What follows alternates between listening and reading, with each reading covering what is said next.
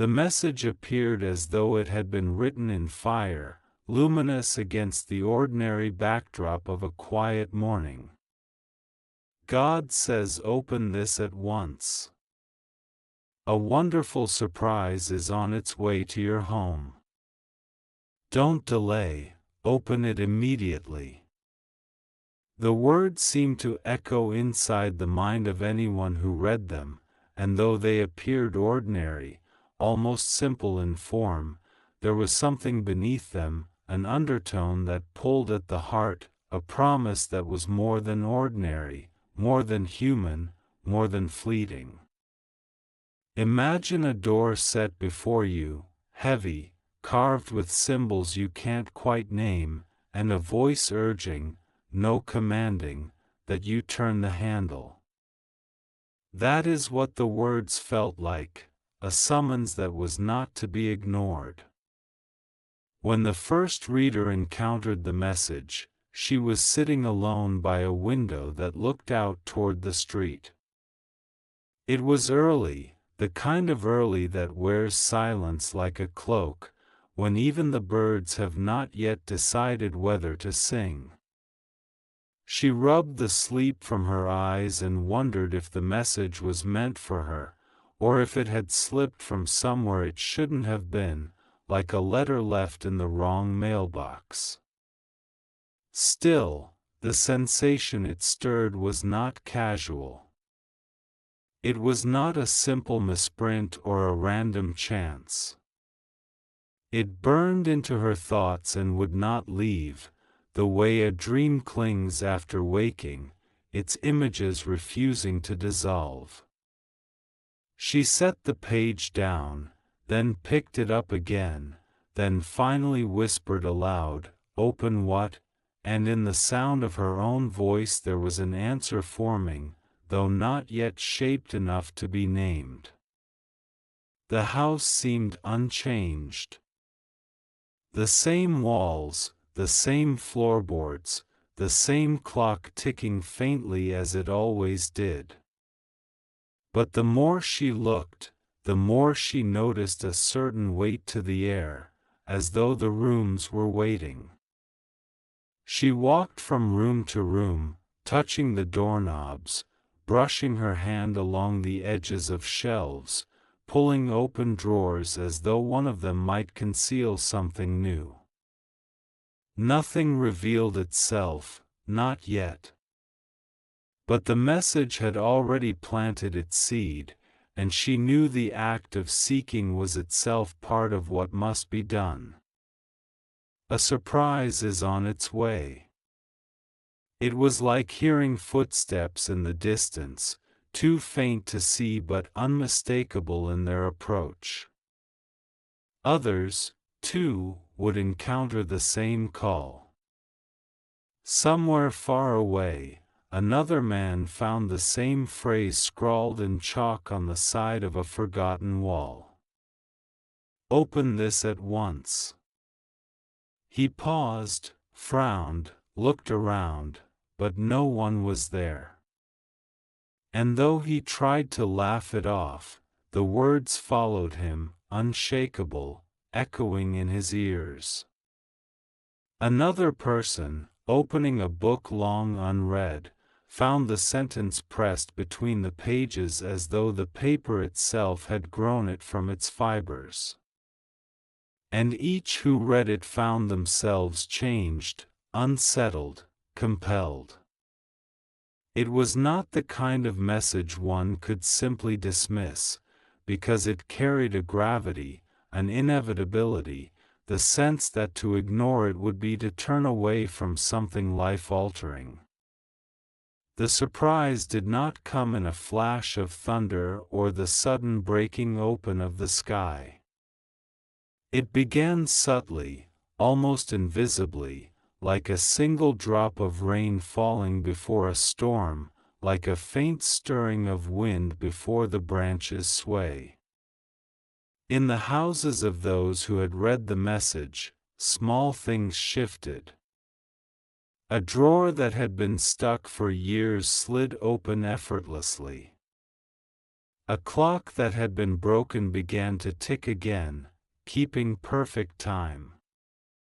A photograph long forgotten appeared clearer, as though the faces within it had been waiting for recognition.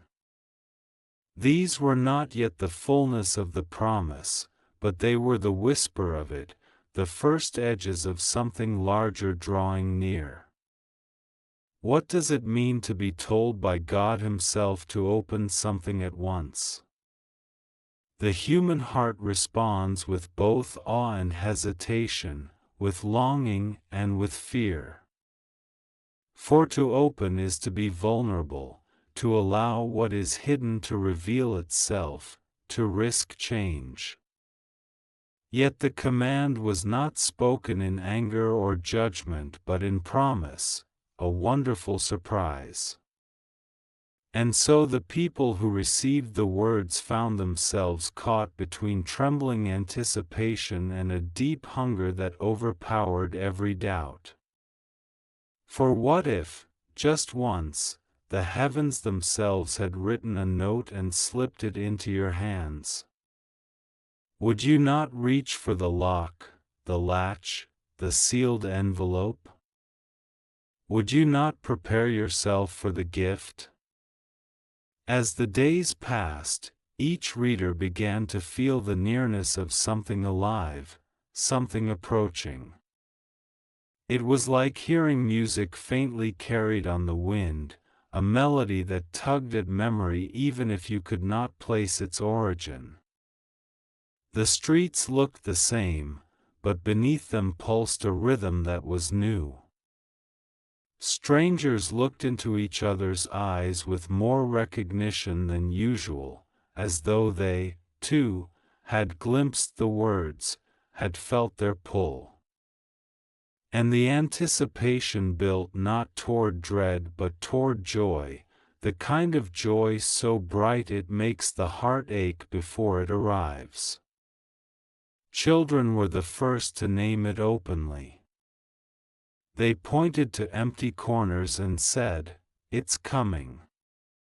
They laughed without reason, spun in circles, and asked their parents if they could stay awake at night just to see what would happen. And though the adults smiled and hushed them, they knew the children were right. Something was indeed drawing close. In time, the message was no longer confined to single moments of discovery. It spread. It appeared in dreams, in the lines of songs, in the sudden thought that overtakes you while walking. Always the same, God says, open this at once. A wonderful surprise is on its way to your home. Do not delay. And those who resisted, who tried to ignore it, found their resistance crumbling, for the words were insistent yet tender, firm yet kind. They did not force, but they invited with such power that to decline seemed impossible. And so the opening began. Some opened their doors to strangers and found friendships waiting. Some opened old boxes from attics and found letters from loved ones, words that healed wounds they hadn't realized still bled. Some opened their hearts in prayer after long years of silence, and in the quiet they found themselves answered. Each opening revealed not one grand identical surprise, but something tailored, precise, exactly what the soul most needed though it hadn't known how to ask. The woman by the window, the first to see the message on her page, opened her hands and let go of a grief she had held for years. It slipped away like a bird released, and in its place came peace so deep she wept without knowing why. The man at the chalk wall found the courage to reconcile with his brother, a phone call long delayed but finally made. The one who found the words in the old book discovered a new vocation, a turning point that would reshape his days. Each surprise was wonderful not because it dazzled outwardly, but because it spoke inwardly, directly, profoundly. And still, the story continued to unfold, like a scroll that unrolls further each day. More and more people opened, and as they did, the world itself seemed to shift. Streets grew kinder. Neighbors greeted one another with warmth that had been absent before. Hope sprouted in places long abandoned to despair. And though not every moment was easy, though life still carried its share of trials, the surprise remained, inexhaustible, continually arriving. It was not a single gift but a river of them, flowing endlessly, each drop refreshing, each current alive with promise. And perhaps this is the truest meaning of the words, not that the surprise is a single object, wrapped and delivered, but that life itself is the gift waiting to be opened, over and over, each moment containing a depth we had overlooked. God's command to open at once is not merely to lift the lid on a package but to open our eyes, our hearts, our homes, to the wonder already at hand and the wonder still on its way. For the divine is never late, never absent, but always present, always approaching, always ready to surprise us into joy. So the message continues even now. If you hear it, let it settle within you. Do not delay. Open the door, the window, the book, the memory, the forgiveness, the dream. Open the present moment, for within it lies the surprise meant for you. And when you open, do so fully, without hesitation, for the giver of the gift is no less than love itself, infinite and inexhaustible. The days moved like a tide that could not be stopped, and with every passing hour the message seemed to resonate more deeply within those who had read it. It was not a fading dream but a constant presence, like a heartbeat, subtle but impossible to forget. People who had once walked with their heads bowed under the weight of routine now found themselves glancing upward, noticing the play of sunlight on a wall, the sudden laughter of children, the fragrance of bread baking from a distant kitchen. The ordinary was shifting into something extraordinary, and though they could not always explain why, they felt it in their bones. The command had not only called them to open a hidden door but to open their very perception, to see the world again with new eyes. The woman at the window began to rise earlier than she ever had before, drawn by an invisible thread to watch the dawn. She found herself listening more closely than she had in years, listening not only to the voices of people around her but also to the silence between them, the spaces where something holy seemed to reside. She noticed the way light painted the walls at different times of day, and she began to keep a notebook, not to record tasks or reminders but to write down what she felt. At first, the words were simple. I saw a bird. I heard laughter. I felt warmth in the air. But gradually, her notes grew deeper, as though she were being taught a new language of the soul. And in this language she found her grief melting into something else, gratitude. The man with the chalk wall message began to dream more vividly than before. At night, his mind was filled with landscapes he had never seen, meadows of impossible colors, rivers that shone like glass, cities where every building seemed alive and breathing. He awoke not only refreshed but stirred, as though he had traveled and returned with treasures unseen by ordinary eyes. His brother, who answered the phone call after years of silence, began to visit him again, and together they laughed as they once had in childhood. Their reconciliation became its own kind of surprise, a gift more precious than any material thing, and it changed the way they both walked through the world. The man with the forgotten book began to follow the impulse that tugged at him. He had been a clerk, shuffling papers and completing tasks with mechanical diligence, but never with passion. Now he found himself lingering over sentences, over poems and scriptures, over words that spoke life into him. He began to write in the margins, then to write pages of his own. His co-workers noticed he smiled more. His voice, once flat and tired, now carried warmth. Eventually, he left his old desk behind and began to teach, sharing not only the knowledge he had stored but the fire he had rediscovered. And his students, sensing the glow within him, carried it forward themselves.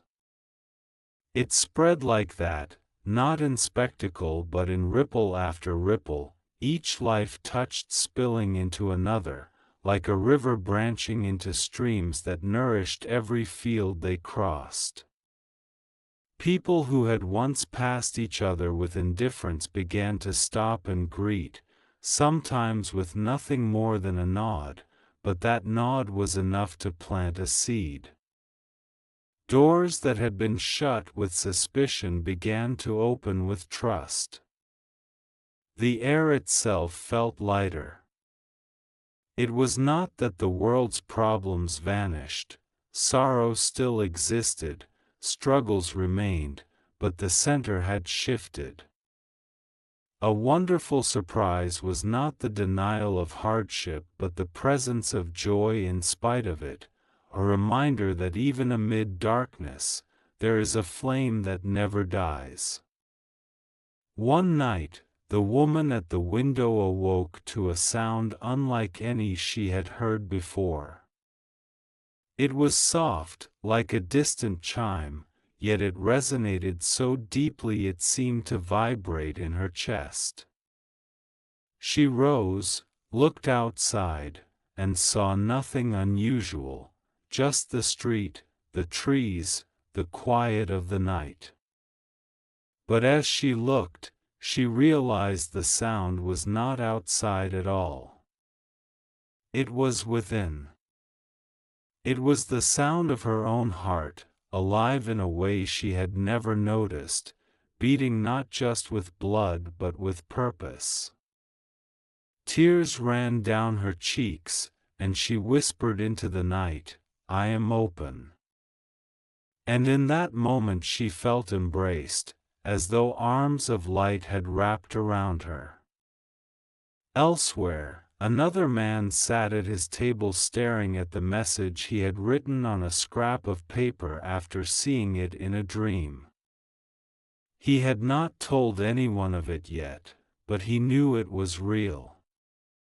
For years he had wrestled with doubt, with cynicism, with bitterness at the injustices he had seen.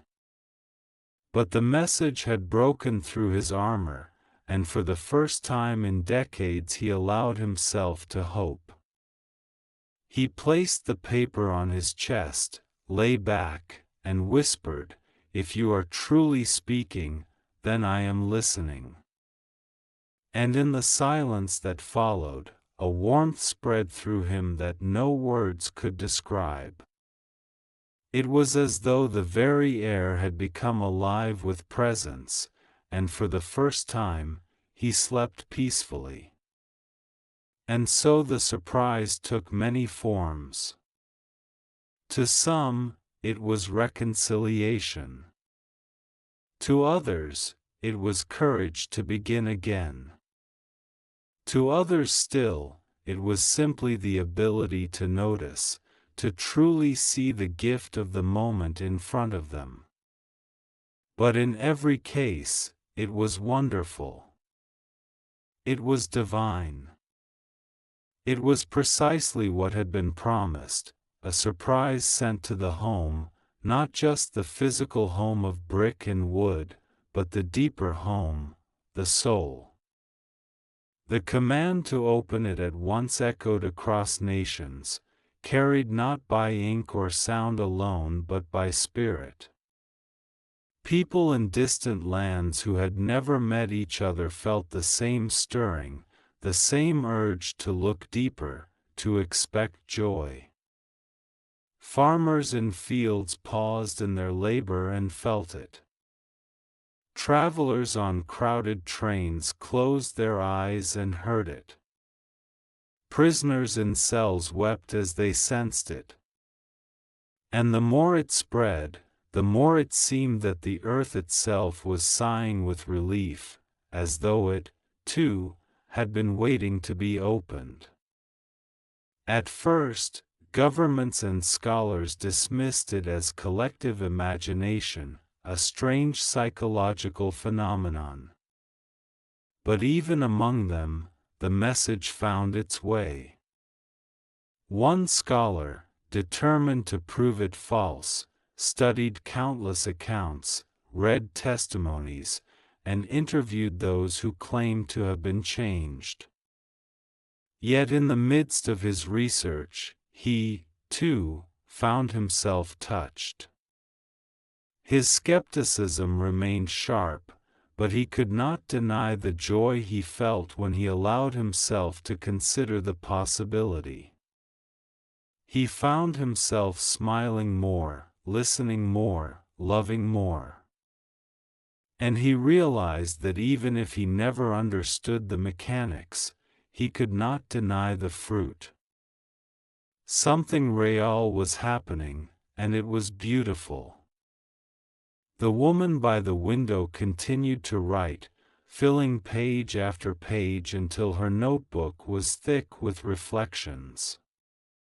She never intended to share them, but one day she did, hesitantly, with a neighbor who had been struggling. That neighbor, reading her words, felt as though the message had been written directly for her, and she, too, began to open. The surprise kept moving, flowing through each act of courage, each sharing of hope, each whispered prayer in the dark. No one could contain it. No one needed to. For the surprise was not a single gift but a living presence, a continuous unfolding. It was as if heaven itself had leaned close to the earth and whispered, "I am here. Do not fear. Open your heart. The gift is love, and it is yours, now and always." And still the words lingered, not fading like a dream but growing steadier, like a lantern burning brighter with each hour, reminding every soul who heard them that the surprise was not a distant promise but a present reality, arriving again and again in ways small and vast, asking only that we dare to open, to trust, to receive.